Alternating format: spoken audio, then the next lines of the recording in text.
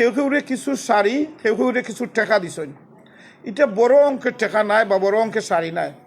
আমরা ইলেকশনের সময় অনেক অনেক কিছু কইছি।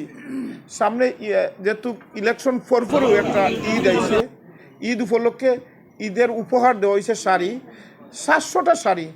কিন্তু 700টা শাড়ি 2টা উপজেলায় মিললে আরে 2টা উপজেলা একটা পৌরসভা, টোটাল গেল 8টা ইউনিয়ন এবং একটা পৌরসভা।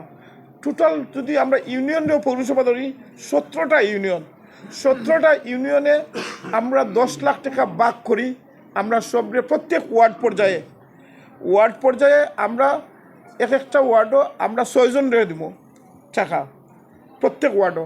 এটা আমরা নেতৃবৃন্দ যারা আসেন এবং অফিসার যারা আসেন দায়িত্বশীল জগন্নাথপুর উপজেলা, পৌরসভা এবং শান্তিগঞ্জের, তারা কিন্তু খুব সাপোর্ট করছেন এরারে হারে দেওয়া যাইত।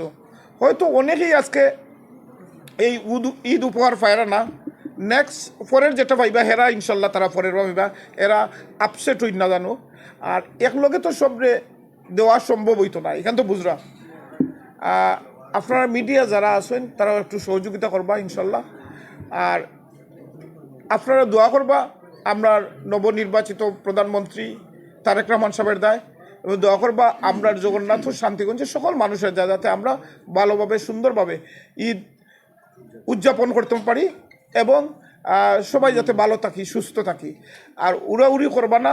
ভবিষ্যতেও ইনশাল্লাহ আমরা নবনির্বাচিত তারেক রহমান এই বাংলাদেশের দায়, বাংলাদেশের মানুষের দায়, বাংলাদেশ এবং জগন্নাথ শান্তিগঞ্জের দায়, আমরা দায় অনেক কিছু করবা।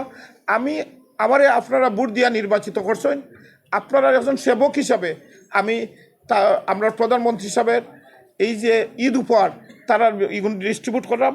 অফিসার সকল যারা আছেন তারা সহযোগিতা করা, আমরা বিএনপির নেতৃবৃন্দরা আছেন সবাই সহযোগিতা করা। সবাই ভালো থাকুক, সুস্থ থাকুক।